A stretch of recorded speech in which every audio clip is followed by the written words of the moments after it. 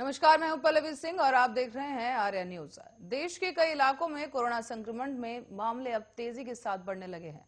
Corona के नए variant Omicron ने दुनिया भर के कई देशों की चिंता बढ़ा दी है। साथ ही इन सभी हालात के बीच प्रधानमंत्री नरेंद्र मोदी ने आज उच्च स्तरीय बैठक बुलाई है। साथ ही पीएम मोदी कोरोना के ताजा हालातों और देश में वैक्सीनेशन को लेकर आला अफसरों के साथ बैठक करेंगे। जानकारी के मुताबिक पीएम मोदी की ओर से कोरोना को लेकर बुलाई गई ये उच्च स्तरीय बैठक में कैबिनेट सेक्रेटरी राजीव गौबा के साथ साथ कई अन्य वरिष्ठ अधिकारी भी शामिल होंगे।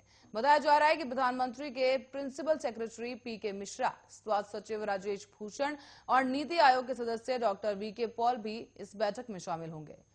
ऐसे में आपको बता दें कि पीएम मोदी की बैठक से पहले ही दिल्ली के मुख्यमंत्री अरविंद केजरीवाल ने भी एक अपील कर डाली है। सीएम केजरीवाल ने अपील की कि कोरोना के नए वेरिएंट से प्रभावित देशों की फ्लाइट्स पर रोक लगा दी जाए।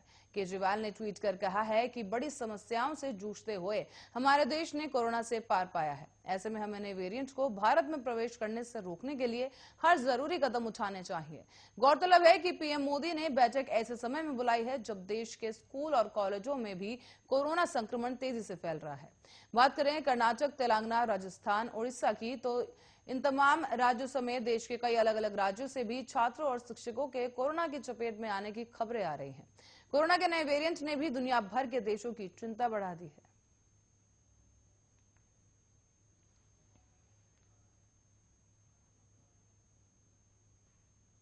बढ़ेंगे अगली खबर की ओर, जहां नेपाल के पूर्व प्रधानमंत्री और मुख्य विपक्षी दल के सीपीएन-यूएमएल के अध्यक्ष केपी शर्मा ओली ने भारत की सीमा विवाद पर विवादित बयान दे डाला है। उन्होंने वादा किया है कि अगर उनकी पार्टी सत्ता में लौटती है तो वो भारत से लिपू लेक, कालापानी और लिपियाधुरा के क्षेत्रों को वार्ता के जरिए वापस ले लेंगे। लिपुलेख दर्रा कालापानी के पास एक सुंदर पश्चिमी बिंदु पर स्थित है। ऐसे में यह नेपाल और भारत के बीच एक विवादित सीमा क्षेत्र है और भारत और नेपाल दोनों ही कालापानी को अपने क्षेत्र के अभिन्न अंग के रूप में दावा करते हैं। भारत उत्तराखंड के पिथौरागढ़ जिले के हिस्से के रूप में और नेपाल धारचूला जिले में हिस्से के रूप में इस पर दावा किया जाता है। आपको बता दें कि काठमांडू से करीब 160 किलोमीटर दक्षिण में चितवन में नेपाली कम्युनिस्ट पार्टी के 10वें आम सम्मेलन का उद्घाटन करते हुए ओली ने यह दावा किया है कि अगर उनकी पार्टी सत्ता में वापस आती है तो भारत से बातचीत के माध्यम से लंपियाधुरा, कालापानी और लिपू लेक जैसे विवादित क्षेत्रों को वापस ले लिया जाएगा। आगे उन्होंने कहा कि हम बातचीत के जरिए समस्याओं के समाधान के पक्ष में हैं, न कि पड़ोसियों से दुश्मनी करके। ओली ने यह विश्वास भी जताया कि सीपीएन और यूएमएल अगले साल होने वाले आम चुनाव में सबसे बड़ी राजनीतिक ताकत के रूप में उभर कर सामने आएगी। ऐसे में भारत द्वारा उत्तराखंड में लिपुलेख दर्रे को धारचूला से जोड़ने वाली 80 किलोमीटर लंबी रणनीतिक रूप से महत्वपूर्ण सड़क 8 मई 2020 को खोले जाने के बाद अब द्विपक्षीय संबंध तनावपूर्ण हो गए थे।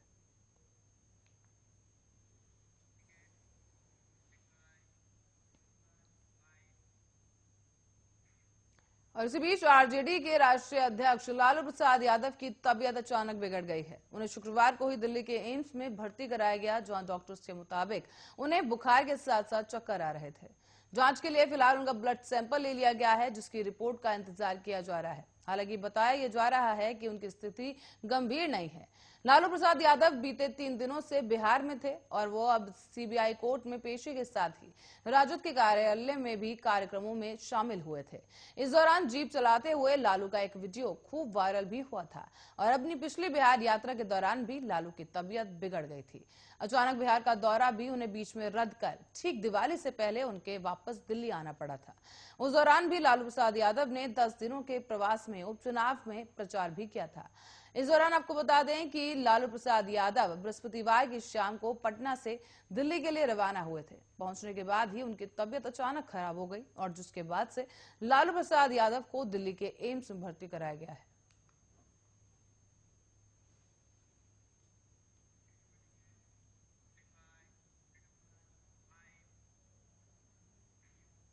अगली खबर दिल्ली एम्स से जुड़ी है, जहां आपको बता दें कि दिल्ली एम्स में अब नॉन कोविड मरीजों के लिए ट्रॉमा सेंटर फिर से एक बार शुरू कर दिया गया है। गौरतलब है कि पिछले साल मार्च में कोरोना वायरस का संक्रमण शुरू होने पर ट्रॉमा सेंटर को एक कोविड-19 अस्पताल में बदल दिया गया था, लेकिन अब वापस से इमरजेंसी सुविधा को एम्स के मुख्य अस्पताल में ट्रॉमा सेंटर में स्थानांतरित किया गया है। साथ ही आपको बता दें, कोरोना वायरस की बढ़ती संख्या को देखते हुए 28 मार्च 2020 को एम्स ट्रॉमा सेंटर को कोविड अस्पताल में तब्दील कर दिया गया था और ट्रॉमा सेंटर में कोरोना का इलाज भी शुरू किया गया था। तो वहीं अब आपको बता दें कि नॉन कोविड मरीजों के लिए भी अब एम्स के मुख्य अस्पताल में व्यवस्था की गई है। साथ ही ओल्ड ओपीडी ब्लॉक में ट्रॉमा इमरजेंसी चलाई जा रही थी और पिछले कुछ महीनों से हादसा पीड़ितों का इलाज प्रभावित हो रहा है। बताते चलें, क्योंकि मुख्य अस्पताल में हादसा पीड़ितों के इलाज के लिए करीब 95 बेड की व्यवस्था की गई थी, जो ट्रॉमा सेंटर की तुलना में आधे से भी कम है, जिसे देखते हुए इस साल अगस्त के अंतिम सप्ताह से ट्रॉमा सेंटर में हादसा पीड़ित स्थिर मरीजों को भर्ती लेने का काम शुरू कर दिया गया था। लेकिन ट्रॉमा इमरजेंसी एम्स के ओल्ड ओपीडी ब्लॉक में ही चल रहा था, लेकिन अब ये सुविधा भी ट्रॉमा सेंटर में शुरू कर दी गई है। एम्स अधिकारियों का कहना है कि पिछले कुछ दिनों में कोरोना वायरस से संक्रमित मरीजों की संख्या बहुत कम हुई है और यहां मरीजों के भर्ती होने की संख्या भी बहुत कम है और यही कारण है कि अब गैर कोविड सुविधाओं को फिर से एक बार शुरू करने का फैसला लिया गया। दरअसल अगस्त के एम्स के आरडीए ने संस्थान निदेशक को पत्र लिखकर ट्रॉमा सेवाएं शुरू करने की मांग की थी।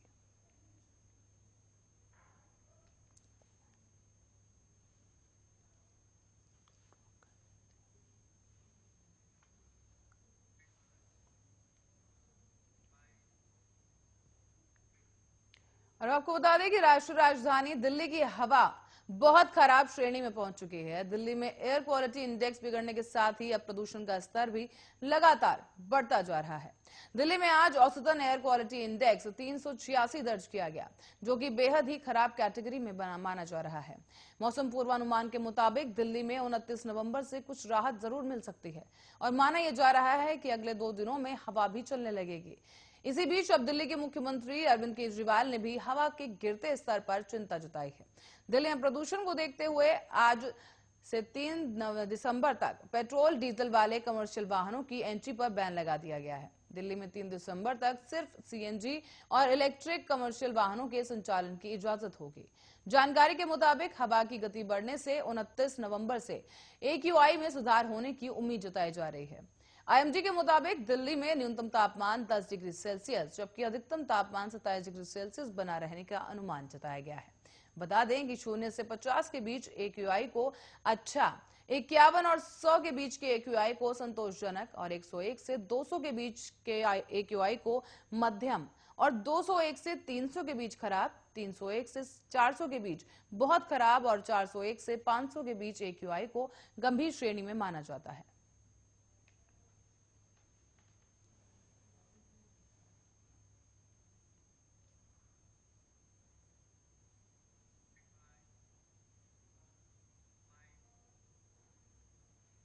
तो वहीं दिल्ली में बढ़ते प्रदूषण के बीच अब कोरोना संकट भी गहराने लगा है। दरअसल विश्व स्वास्थ्य संगठन की एक सलाहकार समिति ने दक्षिण अफ्रीका में पहली बार सामने आए कोरोना वायरस के नए प्रकार ओमिक्रॉन नाम दिया है, जो कि एक ग्रीक शब्द है। इसके साथ ही डब्ल्यूएचओ ने भी कोरोना वेरिएंट को बेहद तेजी से फैलने वाला चिंताजनक वेरिएंट करार दिया है, जिसकी वजह से दिल्ली में भी अब सरकार जो है सतर्क हो गई है और साथ साथ केंद्र सरकार भी सतर्क मोड में नजर आ रही है। आपको बता दें कि इससे पहले भी कोरोना वायरस के डेल्टा वेरिएंट को बेहद तेजी से फैलने वाले और चिंताजनक वेरिएंट की कैटेगरी में रखा गया था, जिसका प्रसार भी दुनिया भर में हुआ और ऐसे में बड़ी संख्या में लोग इसका शिकार हो गए थे।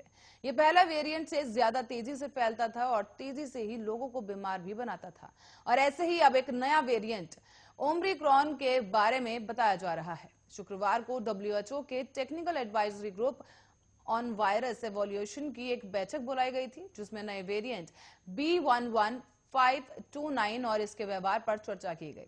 मीटिंग के बाद डब्ल्यूएचओ ने बताया भी है कि अभी शुरुआती अध्ययन से ये पता चला है कि नया वेरिएंट बहुत अधिक संख्या में म्यूटेंट हुआ है। साथ ही आपको बता दें कि मिले साक्ष्यों के आधार पर डब्ल्यूएचओ ने टेक्निकल एडवाइजरी ग्रुप ने उस सलाह को साझा किया है इस वेरिएंट को चिंता के रूप में नामित किया जाना चाहिए और डब्ल्यूएचओ ने इस वेरिएंट को वेरिएंट ऑफ कंसर्न के रूप में भी नामित कर दिया है। इसके साथ ही ग्रीक अक्षर प्रणाली के तहत ओमिक्रॉन इसे नाम दिया गया।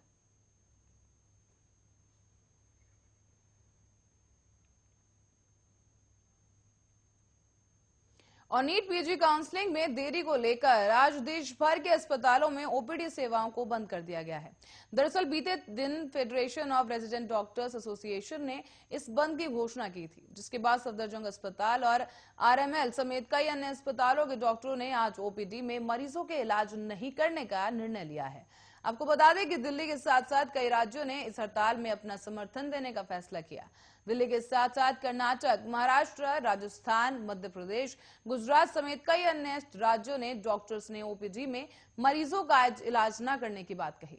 और इसी के साथ ही अब एनसीआर में भी इसका असर साफ देखने को मिल रहा है। दरअसल federation of resident doctor association के अध्यक्ष डॉक्टर मनीष ने बताया है कि गुरुवार को हमने मीटिंग की थी, जिसमें सारे आरडीए जुड़े थे। तो हमने तय किया कि हम ओपीडी सर्विसेज को बंद करेंगे और ये कब तक चलेगा हमें भी नहीं पता। यह अनिश्चितकालीन है और जब तक कि कोई ठोस उपाय नहीं किए जाते तब तक ये जारी रहेगा। दरअसल नीट पीजी की काउंसलिंग में देरी की वजह से पूरे देश में 10,000 से ज्यादा रेजिडेंट डॉक्टर्स प्रोटेस्ट करने में जुट गए हैं। जहां मई के महीने में ज्वाइन करना था, अब दिसंबर आ गया है और दिसंबर में तारीख दी जाती है, जनवरी में इसमें सुनवाई होगी। तो ये पता नहीं कि कितना समय लगेगा, इससे साल बर्बाद हो रहा है।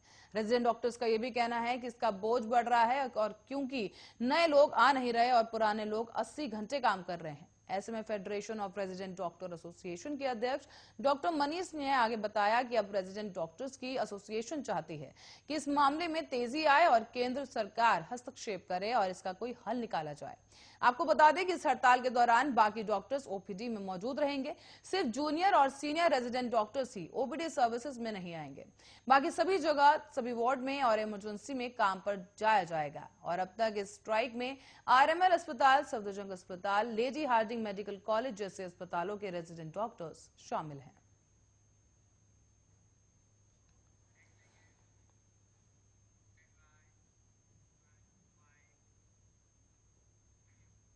बढ़ेंगे अगली खबर की ओर, जहां प्रधानमंत्री नरेंद्र मोदी ने जेवर इंटरनेशनल एयरपोर्ट का उद्घाटन कर दिया है। वहीं प्रयागराज से बीजेपी सांसद रीता बहुगुणा जोशी ने इसे उत्तर प्रदेश के लिए एक बड़ी उपलब्धि बताया। जोशी ने आगे कहा कि यह एयरपोर्ट प्रदेश के विकास में मील का पत्थर साबित होने जा रहा है। उन्होंने ये भी कहा कि जिस तरीके से विश्व के चौथे सबसे बड़े एयरपोर्ट का पीएम ने उद्घाटन किया है, उससे आने वाले दिनों में यूपी में रोजगार और व्यापार के संसाधन बढ़ेंगे। साथ ही प्रदेश की उन्नति के नए मार्ग भी प्रशस्त होंगे। वहीं सपा सुप्रीमो अखिलेश यादव पर निशाना साधते हुए बीजेपी सांसद रीता बहुगुणा जोशी ने कहा कि वो काम से ज्यादा भौकाल बनाने में यकीन रखते हैं। जोशी ने अखिलेश यादव पर यह भी आरोप लगाया कि जब सपा की सरकार थी तो ईंट भी नहीं रखते थे, सिर्फ शीला पर ट्रक का शिलान्यास करके वाहवाही लूटते थे। बहुगुणा जोशी ने आगे कहा कि ऐसे कार्यों का कोई मूल आधार नहीं होता। सपा की सरकार में भ्रष्टाचार और गुंडा माफिया का राज अपने चरम सीमा पर था, लेकिन आज उत्तर प्रदेश विकास के पथ पर आगे बढ़ रहा है। रीता जोशी ने यह भी दावा किया कि आगामी विधानसभा चुनाव में बीजेपी बड़े अंतर से जीत दर्ज करने जा रही है। उन्होंने ये भी दावा किया कि यूपी में किसी से कोई मुकाबला नहीं है, बीजेपी का अपना ही 325 सीटों से मुकाबला है और इस बार बीजेपी अपने पुराने लक्ष्य को भी क्रॉस कर देगी।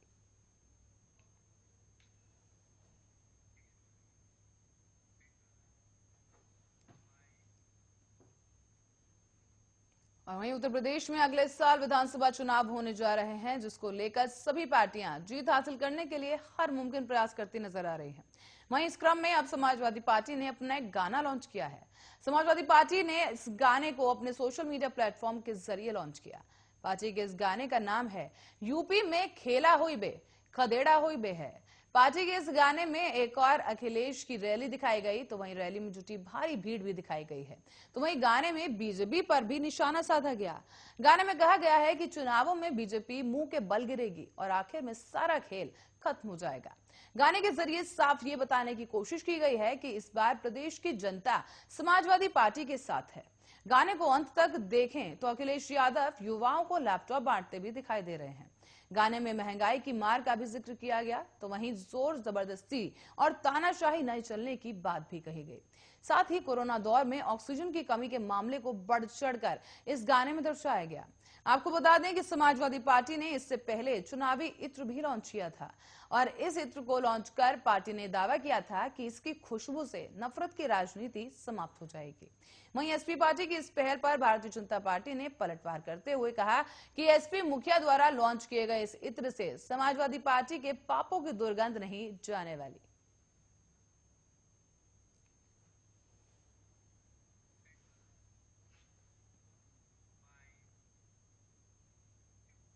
और प्रधानमंत्री नरेंद्र मोदी के द्वारा कुशीनगर अंतर्राष्ट्रीय एयरपोर्ट के उद्घाटन के बाद अब यहां से नियमित रूप से पहली उड़ान कल से शुरू हुई। पहली फ्लाइट के यात्रियों ने उनका स्वागत के लिए भी एयरपोर्ट प्रशासन पूरी तरह से तैयार रही। उत्तर प्रदेश के तीसरे फंक्शनल इंटरनेशनल एयरपोर्ट से घरेलू उड़ानों की शुरुआत के बाद अब नए साल से अंतर्राष्ट्रीय उड़ानों का भी शेड्यूल जारी किया जाएगा। फ्लाइट चालू होने के बाद से अगले महीने से मुंबई और कोलकाता भी कुशीनगर से सीधे जुड़ जाएंगे। 20 अक्टूबर को जब प्रधानमंत्री नरेंद्र मोदी ने एयरपोर्ट का उद्घाटन किया था, उसके महज कुछ ही घंटों बाद स्पाइस जेट ने उड़ानों का शेड्यूल जारी कर दिया था। इसके मुताबिक अब कल स्पाइस जेट का विमान ने 12 बजे दिल्ली से उड़ान भरकर दोपहर 1:35 पर कुशीनगर वो पहुंचा, जिसके बाद कुशीनगर से 1:55 से विमान उड़ान भरकर 3:55 पर दिल्ली के आईजीआई एयरपोर्ट पर उतरा था। दिल्ली से कुशीनगर और कुशीनगर से दिल्ली की ये फ्लाइट हफ्ते में 4 दिन सोमवार, बुधवार, शुक्रवार और रविवार को उपलब्ध होगी। दिसंबर में कुशीनगर से कोलकाता और मुंबई के लिए भी फ्लाइट्स शुरू होने जा रही हैं और इसके लिए भी स्पाइस जेट ने एयरक्राफ्ट अथॉरिटी ऑफ इंडिया से मंजूर शेड्यूल जारी कर लिया है। इसके साथ ही इसके मुताबिक अब कोलकाता के लिए 17 दिसंबर, मुंबई के लिए 18 दिसंबर से फ्लाइट शुरू होगी। स्पाइस जेट का विमान 17 दिसंबर को दोपहर में 1:35 पर कोलकाता से उड़ान भरकर दोपहर के बाद 3:20 पर कुशीनगर पहुंचेगा, जबकि 3:40 पर कुशीनगर से उड़ान भरकर कोलकाता वापसी शाम 5:15 पर होगी।